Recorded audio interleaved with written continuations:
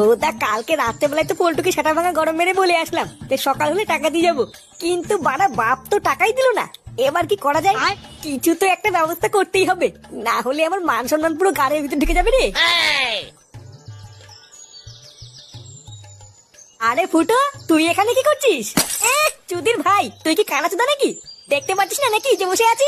আরে ওটাই তো বলছি, তুই এখানে বসে আছিস কেন? আমরা সবাই ওইদিকে পিকনিকের জন্য দৌড়দৌড়ি করে মরছি। এই দেখ, কেবল বাজার থেকে এক ব্যাগ মাল কিনে আনলাম। আরে চোদন, এত মাল কিনেছিস? হ্যাঁ হ্যাঁ রে, ওই জন্য তো বলছি এখানে বসে বসে কি করছিস। চল চল, হাতে হাতে কাজ শুরু করতে হবে তো।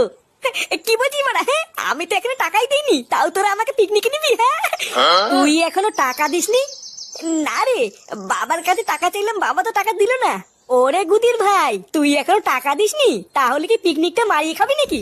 বাড়া, আমি কিনা ভাবছি টাকা দিয়ে দিয়েছে। দে বাল ছাল সব।